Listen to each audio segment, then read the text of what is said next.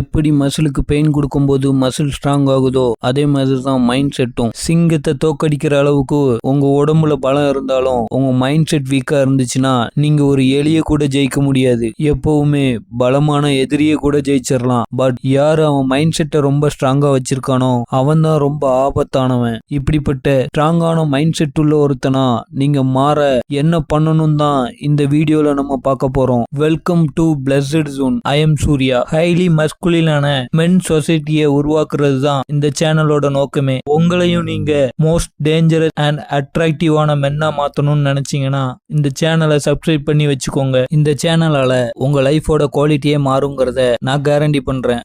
First control your self not society. ஒரு அழகான African proverb உண்டு. அது என்ன சொல்லும்னா, ஒரு மிருகம் என்ன கொன்னு அதோட உணவா மாத்திக்கிச்சுன்னா அதை அனுமதிச்சது என்னோட தப்பு. அத எந்த தப்பும் நம்ம சொல்லக்கூடாது. இப்படிப்பட்ட மனநிலை தான் மெச்சூரிட்டியோட அடித்தளமே. எக்ஸாம்பிளுக்கு சொல்லணும்னா, ஒரு திருடன் என் வீட்டுல உள்ள பொருளை திருடிட்டான்னா அதுக்கு ஒரு வகையில ரீசன் நானும் தான். ஏன்னா ஏதோ ஒரு வகையில அவனுக்கு நான் திருட வழி கொடுத்துருக்கேன். அவன் திருடன் சட்டப்படி திருடுறது தப்புன்னு சொன்னீங்கன்னா அவனுக்கு அதெல்லாம் தெரியாது. அவன் லைஃப்ல நடந்த சூழ்நிலை சர்வைவலுக்கு இதுதான் கரெக்ட்னு அவனை நம்ப வச்சிருக்கலாம். அதே மாதிரி தான் கொலை, ரேப், லவ் பண்றவங்க விட்டுட்டு போறது எல்லாமே. இந்த உண்மையை உங்க மனசு ஏத்துக்காம அவங்க கெட்டவங்க அதனால நான் ஏமாந்துட்டேன்னு சொன்னீங்கன்னா நீங்க ஒரு துளி கூட இன்னும் மெச்சூர் ஆகலன்னு அர்த்தம். இப்படிப்பட்ட மைண்ட் செட் உங்களை மெச்சூரான ஆளாவோ பலமான ஆளாவோ மாத்தாது. ஏன்னா நம்ம உயிரை காப்பாத்துற கேமான சர்வைவல்ல இருக்கும். சோ ஒரு திருடனை அழிக்கிற பலமும், ரேப் பண்றவனை தடுக்கிற பலமும், லவ் பண்றவங்க நம்மளை விட்டுட்டு போகாம இருக்கிற தகுதியையும் நம்ம தான் வளர்த்துக்கணும். எப்ப நீங்க உங்களை சுத்தி நடக்கிற எதையும் பிளேம் பண்ணாம உங்களுக்கு வரப்போற ப்ராப்ளம்க்கு உங்களை எல்லா விதத்திலையும் தயாரா வச்சிருக்கீங்களோ அப்பதான் நீங்க எது நடந்தாலும் தாங்குற ஒரு பலமான ஒரு டேஞ்சரான மேனா மாற முடியும். Next, don't expect anything from anyone. இந்த ரூலை ஃபாலோ பண்ண கஷ்டமா இருந்தாலும் இப்படி நீங்க மாற மாற ரொம்ப டெட்லியா மாறிடுவீங்க.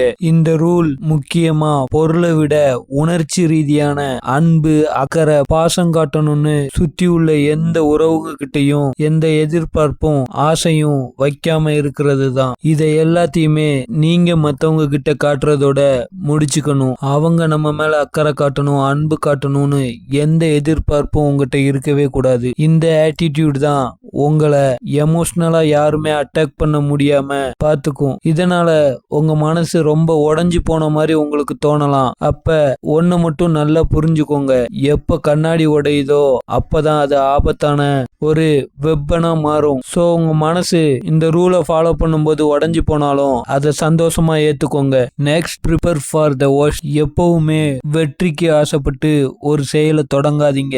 நம்ம ஜெயிச்சா எல்லாரும் பாராட்டுவாங்கன்னு ஒரு செயலை செய்யாதீங்க. உங்க மனசுல ஒன்னு ஆழமா பதிச்சுக்கோங்க, நீங்க யாரையும் இம்ப்ரெஸ் பண்ண பிறக்கல. உங்களோட லைஃப உங்களுக்கு பிடிச்ச மாதிரி வாழதான் பிறந்திருக்கீங்க. சோ எந்த ஒரு விஷயத்த ஆரம்பிக்கும் போதும் உங்களுக்கு அது சந்தோஷம் தருதுன்னா அதை பண்ணுங்க. அதை ஆரம்பிக்கும் போதே அது எவ்வளவு கஷ்டமா வேணா இருக்கட்டும், நான் நினைச்சது நடக்கிற வர பின்வாங்கவே மாட்டேன், போராடுவேன்னு உங்களுக்கு நீங்களே பிராமிஸ் பண்ணிக்கோங்க. உங்க மனசுல எப்பவுமே நீங்க சொல்லிக்கிற ஒரே ஒரு வார்த்தை என்னவா இருக்கணும்னா, நம்ம ஜெயிக்க பிறக்கல, போராட பிறந்திருக்கோம். சோ ஜெயிக்கிறது என்னோட நோக்கம் இல்ல, எதிர்த்து சண்டை போடுறது மட்டும்தான் என்னோட நோக்கம்னு உங்க மனசுல ஆழமா பதிச்சிருங்க. இந்த ஆட்டிடியூட்ல நீங்க இருக்கும்போது வெற்றி தானா உங்களை தேடி வரும். Next, talk to yourself like a friend. உங்க லைஃப்ல எவ்வளவு கஷ்டம் வந்தாலும் எவ்வளவு தனிமையை அனுபவிச்சாலும் உங்களுக்கு நீங்களே ஆறுதல் சொல்லவும் ஐடியா சொல்லவும் ஆரம்பிச்சிருங்க. இப்படி பண்றதால உங்களோட பிளானும் வீக்னஸும் சீக்ரெட்டும் வெளியே போகாது. உங்களை பழிவாங்க நினைக்கிறவங்களுக்கு நீங்க வாய்ப்பு ரொம்ப கம்மியா கொடுப்பீங்க. ஏன்னா அன்பு காட்டுறவன், ஐடியா சொல்றவன், இவங்க ரெண்டு பேரால தான் நம்மளை ஈஸியா அழிக்க முடியும். இது ரெண்டுமே வெளியே இருந்து உங்களுக்கு கிடைக்காம பாத்துக்கோங்க. எல்லார் சொல்றதையும் கேளுங்க, பட் யாரையும் ஃபாலோ பண்ணாதீங்க. யாரையுமே அளவுக்கு மீறி நம்பாதீங்க. என்னோட 30 இயர் லைஃப் டைம்ல நான் கத்துக்கிட்ட மிகப்பெரிய லைஃப் லெசன், எனக்கு நான் மட்டும்தான் உண்மையா இருக்க முடியுங்கிறது தான். அப்ப ஃப்ரெண்ட், சொசைட்டி அப்படின்னு யாரையுமே நீங்க முழுசா நம்ப மாட்டீங்களான்னு கேட்டீங்கன்னா அதுக்கு என்னோட பதில், எல்லாரையும் நம்புறேன், பட் அவங்களுக்குள்ள இருக்கிற அந்த மிருகத்தை ஒரு நாளும் நம்ப மாட்டேன். இதை வெறும் வீடியோக்காக சொல்லல. கொஞ்சம் அமைதியா உங்களுக்கு யார் மேலெல்லாம் எது மேலெல்லாம் கோபம், பொறாமை, வெறுப்பு, ஆசை இதெல்லாம் இருக்குன்னு யோசிச்சு பாருங்க. இதை விட அதிகமா உங்களை சுத்தி உள்ள மனுஷங்க கிட்ட இருக்கலாம்னு மறந்துடாதீங்க. அவங்க நல்லவங்களாவே இருந்தாலும், உங்க மேல பாசமாவே இருந்தாலும், அவங்க சூழ்நிலை அவங்களுக்கு எதிரா மாறும்போது, அவங்க ஆசை அவங்கள கட்டுப்படுத்தும் போது, அவங்களுக்குள்ள இருக்கிற அந்த மிருகம் உங்களுக்கு கொஞ்சம் கூட இரக்கம் பார்க்காது. சோ யாரையும் நம்பாம எப்பவுமே எல்லாத்துக்குமே தயாராயிருங்க. கடைசியா, priority for logic not feelings. எப்பவுமே ஒரு முடிவை நீங்க எடுக்கீங்கன்னா எமோஷன்ஸ் கண்ட்ரோல்ல இல்லாம லாஜிக்கா அந்த முடிவு உங்களை எங்க கொண்டு போய் நிறுத்த வாய்ப்பு இருக்குன்னு ஒரு தேர்ட் பர்சனா அந்த ப்ராப்ளமை யோசிச்சு அதோட முடிவு எடுக்க கத்துக்கோங்க. ஏன்னா இன்னைக்கு சின்ன சந்தோஷத்துல, கோபத்துல, வருத்தத்துல இறக்கப்பட்டு எடுக்கிற முடிவு உங்க லைஃபோட எதிர்காலத்தை மாத்துற அளவுக்கு பவர் உள்ளதுன்னு மறந்துடாதீங்க.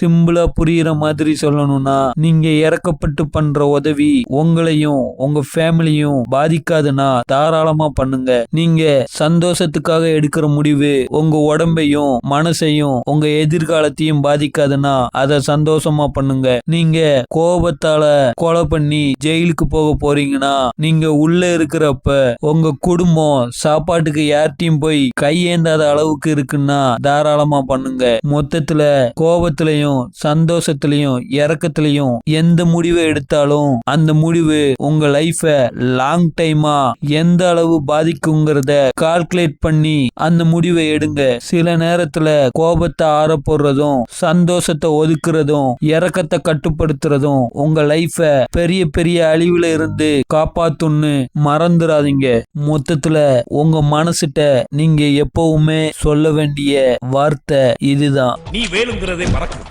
உனக்கு யாரும் கிடையாது. யாரு சொன்னாலும் கேட்காத, எல்லாரையும் சந்தேகப்படு. உனக்குள்ள ஒரு குரல் கேட்கும். அது உன் மனசாட்சி. அது சொல்றதை மட்டும் கேளு.